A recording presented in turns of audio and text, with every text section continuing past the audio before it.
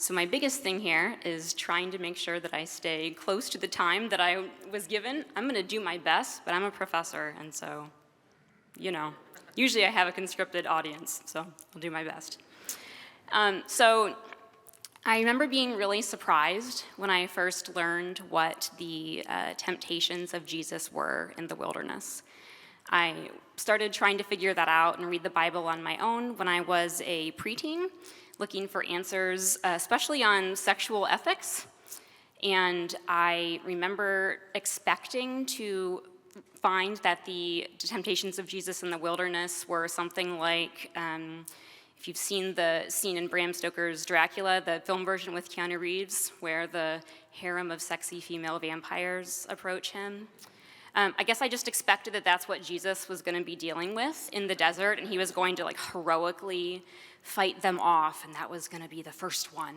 And that's not what I found. Instead, I found that he resisted eating some bread, and I was like, okay, that's literally the life of every teenage girl in middle school in the early 2000s. Great job. And so, I could obviously give an entire sermon on what that means, that as a teenager, and everyone else I knew at my church and everyone else I knew who was a young Christian was just obsessed with the idea that sexual sin was the sin and sort of the only sin that any of us could think about, but that's an entirely another day. So it is relatively early on a Sunday, so in case you forgot, I'm going to go ahead and just go through the last temptation of Jesus really quick, read it one more time. The devil then took Jesus up on a very high mountain and displayed all the dominions of the world in their magnificence, promising, "All these I will give you if you fall down and worship me." At this, Jesus said to the devil, "Away with you, Satan. Scripture says you will worship the Most High God. God alone will you adore." And this is commonly summed up as the temptation of pride. So it wasn't until considerably later that it even occurred to me that any of the other temptations or common sins were really even a problem, which is probably not good. But today I'm going to tell you the story of when I first was confronted with the idea that I struggled with pride. And I'm not sure if the people that made me come face to face with that question would think of it that way, but that's how I interpreted it and how I've struggled with it ever since. And my hope is that in sharing this story, we can not only address that question, who will you listen to, but also start unraveling the equally difficult question of how to interrogate pride's presence in our lives, and to do so with honesty, with curiosity, and with grace. And I want to emphasize that I think we should do this not because we should be trying to, or think we should feel shame and worry about having missed the mark, but because doing so, like I think following any of God's rules, is not so much about rule following, but because we can have better relationships with God and with ourselves and be healthier with ourselves, with God, and with others if we understand why these sins are actually labeled sins.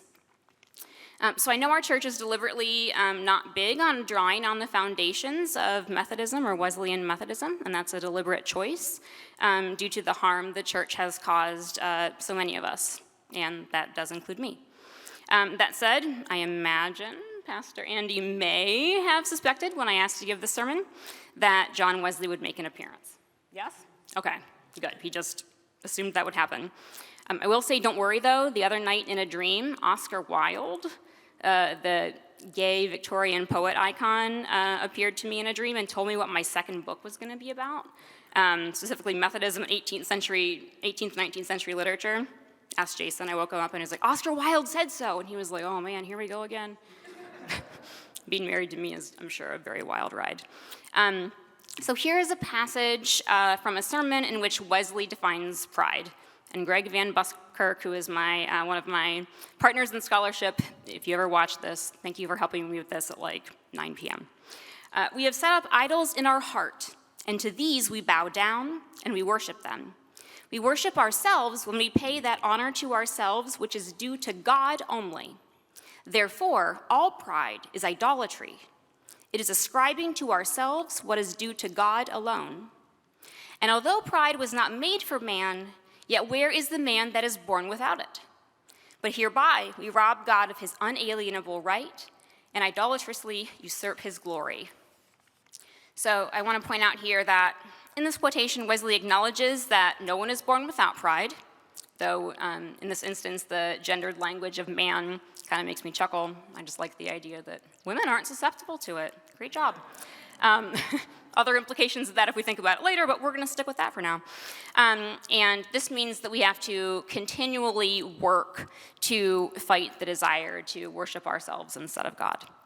And so I'm trying not to read directly from the paper too much, but in this case, I want to make sure I get what I want to say correctly, so I'm going to read straight from it. I think this is actually more or less what we talk about here most Sundays, even if we're not using the word pride. As a congregation, we have shared in the work of critiquing those who we feel are worshiping themselves by prioritizing their political potential, their money, or whatever power they have, especially when they do so by pretending to prioritize God and or whatever else is innocent, especially children. We have seen The Lord of the Rings, and we understand the cautionary tale. We mourn over the very real evils that we see Putin orchestrate in the Ukraine. We recognize the hypocrisy, and we call out those whose idols are themselves, or themselves via the ring, the territory, or whatever else is the equivalent of, quote, the dominions of the world in their magnificence. So that's going back to the scripture from Matthew we read today. I think it can be considerably harder, though, to do the same with ourselves, especially when the idols aren't as obvious. And that's also partially because pride is a really difficult word to define. There's a lot of meanings and connotations, and some of them directly conflict with one another or present the word as something that is on a scale. So very, very slight lecture about words, super short. So from the 1300s, before modern English even existed, so think Chaucer, when Middle English was still in use, pride could have this definition: a consciousness of what befits, is due to, or is worthy of oneself or one's position, self-respect, self-esteem, especially of a legitimate or healthy kind or degree. Okay, so that's pretty much been in use in English before English was even the modern version of English that we know. But the primary definition in the Oxford English Dictionary, which is where I go, Jason, do the OED. That's how I knew I'd won him over when chanting OED for Oxford English Dictionary one day. The primary definition is this one: a high, especially an excessively high, opinions of one's own worth or importance, which gives rise to a feeling or attitude of superiority over others, inordinate self-esteem. So I don't know about you, but I can be really good at convincing myself that I'm operating in that healthy level of pride rather than that excessive or inordinate level. And I grapple with that all the time. So just to give some quick examples, the use of the word pride where it's excessive, that's the conversation I'm going to tell you about in a minute. The idea of healthy pride, that's where I'm worried every day that the HOA is going to write a letter or knock on my door saying, you take no pride in your yard, and here is your fine. Look, Jason, it's going to happen. They can still see those trash cans. That's only one of the problems. And I'll have to say, look, I'm too busy doing stuff for my job that I take pride in, so we got to have some trade-offs somewhere here. And then, of course, I don't want to forget to mention pride with a capital P, which I know means a lot to us, to so many of us here, but which I'm not going to be talking about today. So the first two, being prideful and taking pride in one's work, is where the heart of the story lies.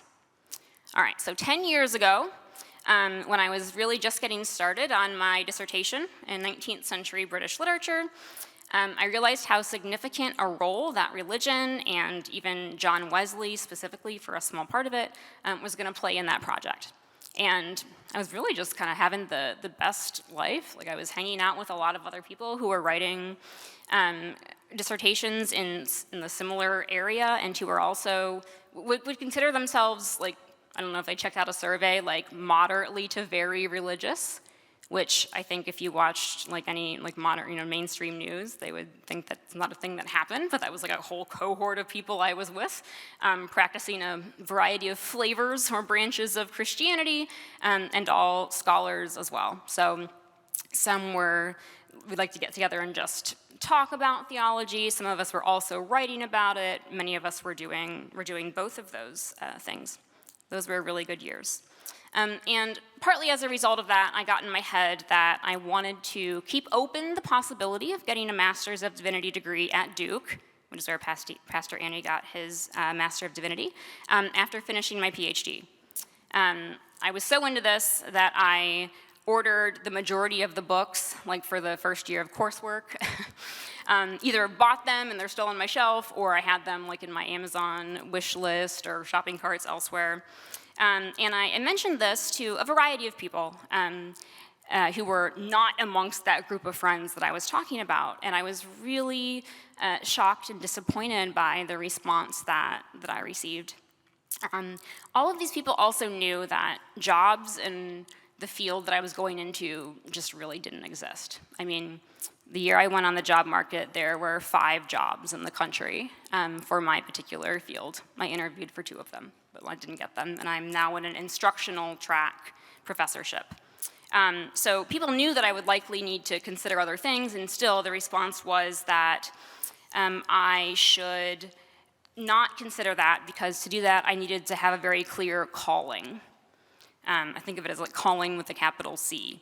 And that I should not pursue that degree because I just wanted to be learning, reading, writing, thinking about Methodism specifically, and then holding people as a captive audience and telling them all the things that I learned, which I didn't realize that was like a bad thing. I was like, oh, okay, we don't want people to do that, okay. And I might be misremembering this last part, and I want to make clear like what is maybe me looking back and making things worse than it is versus what I know is true, but I think someone also said that the ministry wasn't, quote, a joke. And so I'm not sure, but that's something that I have remembered. So overall, I had felt really supported by a lot of these people in my life, like really supported. And so I decided that, well, okay, they must be right. And that degree was just completely off the table. Didn't really think about it again for quite some time. So fast forward 6 months, after I finished, sorry, not 6 months from a decade ago, but 6 months after I finished my PhD in British literature, I found myself in this really kind of miraculous place. I was in a postdoctoral fellowship at Vanderbilt that happened so last minute that the moving truck literally had to like change the path it was going to take like the week before I was supposed to move here the first time and move to Nashville instead, which is also where I met Jason, so I'm really glad that's what happened. And I was teaching a graduate course at Vanderbilt Divinity School on how to encode and prepare religious scholarly texts for digital publication. I was also working on various history of Christianity projects with faculty.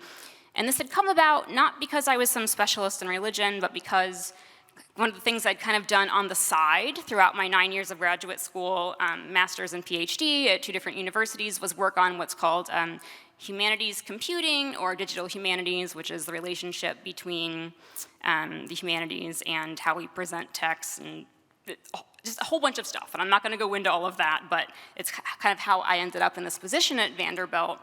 But I found myself in this place where I was uniting all of the things I really cared about, or most of them, except literature. I had almost no connection with the literature faculty at that time, but I did feel like I was incredibly blessed to be doing that.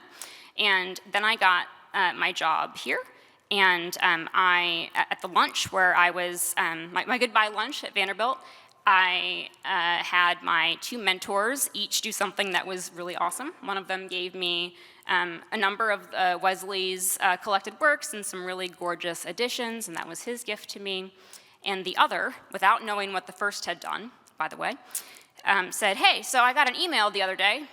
I want to tell you about it. You might be interested. The Wesley Works editorial project, who's in charge of It's a 60-year-long running project. It's the scholarly version of all of Wesley's works. We're talking over 30 volumes here. They're looking for someone who is going to help them digitize that and do all the scholarly editing of the digital text. You think you might be interested in doing that. We know that you really want to keep working with Methodism in your scholarship. So the TLDR, too long don't read, I'm now the director of the Wesley Works digitization project, in addition to my job here at USF. So for the past few years, I have been wearing a lot of hats, and that's very stressful, but I also feel like everything I wanted to do somehow found a way of working out.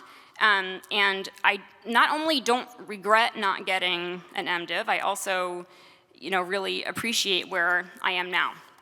And that's not the end of the story, though, don't worry.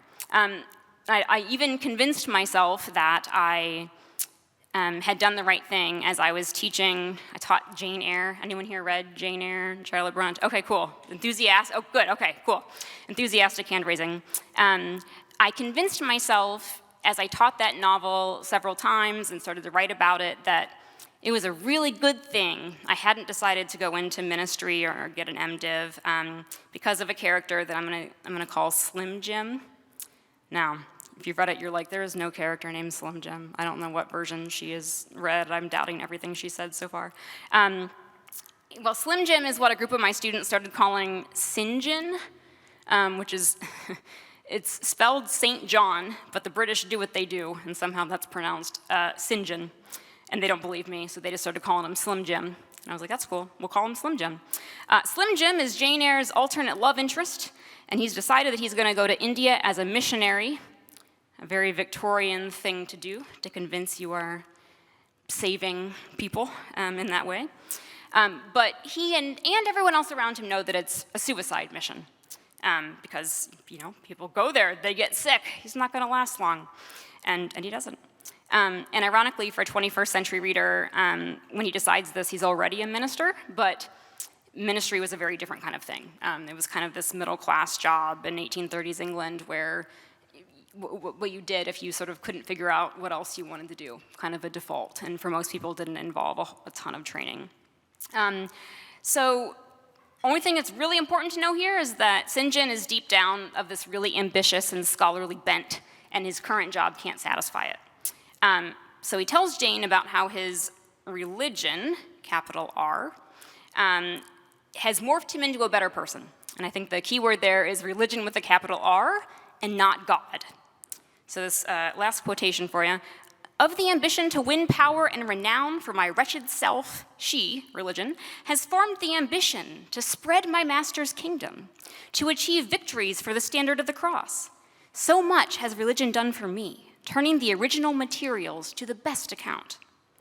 So I was telling people that I'd given up on the idea of an MDiv because I was the world's worst evangelist, but it was at least as much because I was worried that I would have been like Sinjin, except using religion as a cover for pride and making an idol of religion, theology, divinity as fields of study.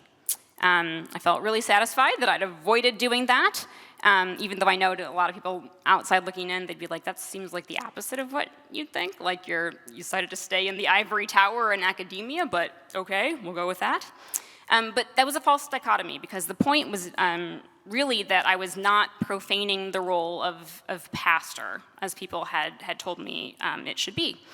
And my fear was less about being prideful in general and more about what would happen if I did it in God's name and believed myself to be doing it in God's honor, like Sinjin convinced himself he had.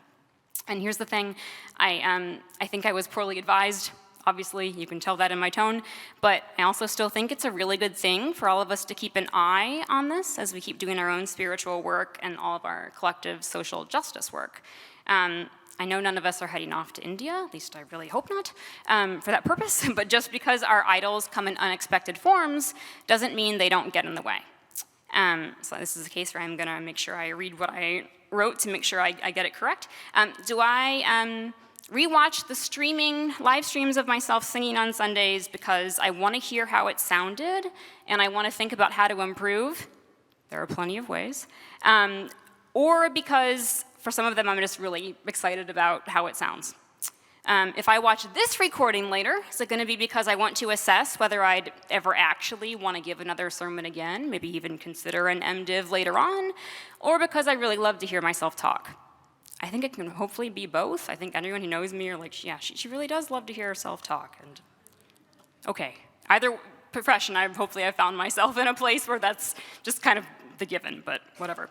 And when we respond to the words or actions of those who profess to be Christian, but are really just like way worse versions of Slim Jim, do we feel congratulatory that at least we understand how Jesus intended things to be?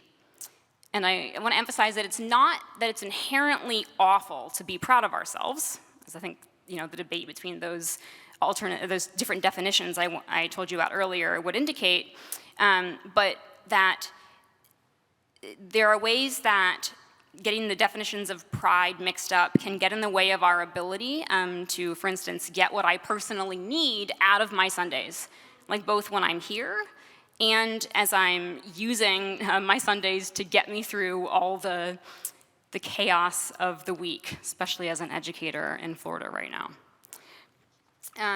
So I don't know where the line between healthy pride and excessive and inordinate pride lies. I suspect maybe it's when I feel like I need to get my headphones out to listen to myself singing, because I feel like I've done it too many times, and I don't want Jason to know that I'm listening to this yet again. That's probably a really good sign. But I think if we listen to ourselves carefully, we can find out. And now, this is the last section. My family, I think, is watching this, and I'm also in a church, and I debated whether I was going to do this, and whenever I debate, I usually end up doing something anyway, and now I have to, so I already told you about it. So here we go. I'm currently doing a course of hypnotherapy, which if you told me I was going to do that even like 2 years ago, I would have said, no, I'm not going to do that. But I am, and I'm very happy I am. I'm often asked there to confront my wiser self. I've only done 4 sessions, but my wiser self every time has appeared in a very interesting form. She basically looks like Dumbledore, except with a half-up ponytail and some outfit that is, I don't know how to describe it, except it is an exact cross between Dumbledore's robes and like an academic blazer with elbow patches. Which is fine, except that the first time I met her, she really ticked me off. And so she earned a name when I was talking to people about her. I'm not going to say it exactly, but you're going to be able to figure it out. So it starts with Dumble, okay?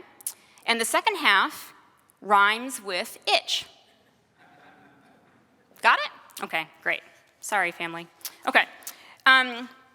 So she's been gifted this name, that I now get to hear, by the way, like when I'm being hypnotized, which is just, I have lots of regrets, I think, about having told anyone that this is a thing.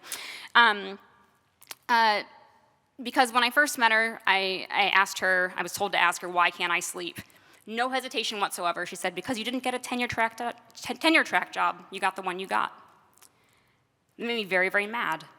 And I started crying during the session. And I was like, well, even then, I was trying to focus on the session still, and I was like, well, there aren't any jobs. And if we have gotten over that, like we know we're good at what we do and that there were no jobs to be had, so calm down. And then I forced myself to continue paying attention, and I was asked to picture a big oak door, and then 7 different people or things were going to come through that door in succession. And this is something that we repeat for all 4 of my sessions so far.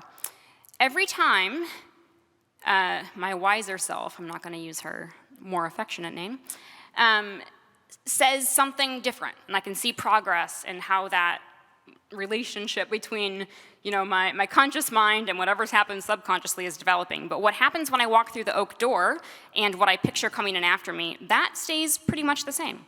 So the first being that comes through is Jason, every time. Love that. Second, and this would be cheating, but only if there were actual rules, which I'm convinced they're not, is that as a group, all 5 of my pets come through. So that's 1, right? That counts? We all agree, right? 1. Okay, good. Thanks for the nods. And then third is just like giant piles of books, dusty, leather-bound books that are pushed in like by the hundreds with invisible hands. And I can't like tell for sure, but I know that there are lots of Bibles and old versions of Wesley and lots of religious texts in there. And then either fourth or fifth every time is some representation of my students, actually. And it's not always the same, but whenever I see it, I'm like, those are my students. So a couple observations about this, and then I'm done. So my wiser self is obviously an academic like I am, also a wizard, but I'm not going to worry too much about that part. Professor Dumbledore, right? It makes some sense.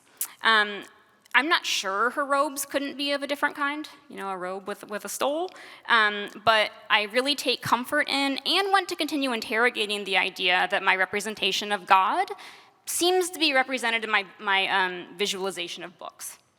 I don't know how to feel about the fact that the book come through the door third. I was always taught God's supposed to come first. I don't suspect I'm making an idol of Jason in our menagerie of animals. If you can't see him, he's going, I don't know.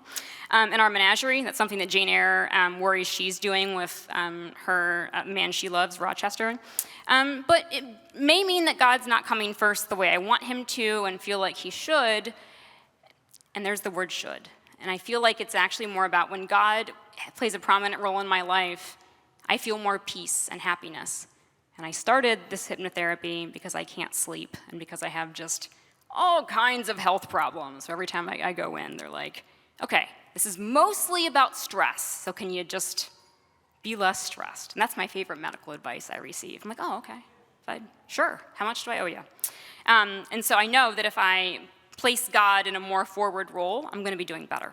So again, it's not about like what's the rule and how am I breaking it, but what can following this rule do to help me improve my happiness, frankly. So there's some ambiguity there, but I am really comforted by the way that my students are always coming in through that door. It's not a diploma. It's not my teaching award plaque, which I kind of worried would be the next thing, or it's any other, or like not like a publication of mine, like in the physical print journal. Although I realize by mentioning them, that means that like in session 5, those could be the things. If that's the case, I forgive myself and we'll move on. So, to me that means that I am, to use a phrase from The Bachelor, doing things for the right reasons. But it also still seems pretty clear that I have some residual anxiety or discomfort or pride, shall we say, about the fact that I didn't get the kind of job I was supposed to get, even though I know that those basically don't exist, and thought I had really come to peace with that. And so by really asking questions and allowing myself to be, my subconscious basically to be exposed like this, I'm finding out what how pride is hurting me and how it's destroying my peace. So to close here, I'm gonna give 4 very brief answers to the question, who will I listen to? Just to make sure our theme is all the way tied in. So I present the following in the order they popped into my mind, because I'm experimenting with the idea that who or what comes through that oak door may not actually have a hierarchy. Okay, so first, myself, as I keep working on reconciling my conscious mind with my subconscious. 4 sessions. Overall, they've helped me a lot. My sleep on average has doubled already. So when you only have 2.5 hours and you double to 5, I get that that's, but still helps a lot. 2, God. When he tells and he shows me things in dreams, which sometimes happens. I figure if he wants me to be a pastor, like we have a good relationship, he'll just pop up and tell me that. I can trust that. Not that I think that's a requirement for ministry or anything else. I don't think a bush needs to start burning right in front of you. But I also think that this process of examining my pride has made clear to me that I feel called to what I'm already doing as well in my relationships with my students. 3, for better or worse, I'm going to listen to Oscar Wilde. He has really good ideas. Helping me formulate my scholarship about Methodism, by the way. And finally, I'm going to listen to Jesus, like from our poem earlier, when he says, "I am with you always." Thanks so much for letting me do this.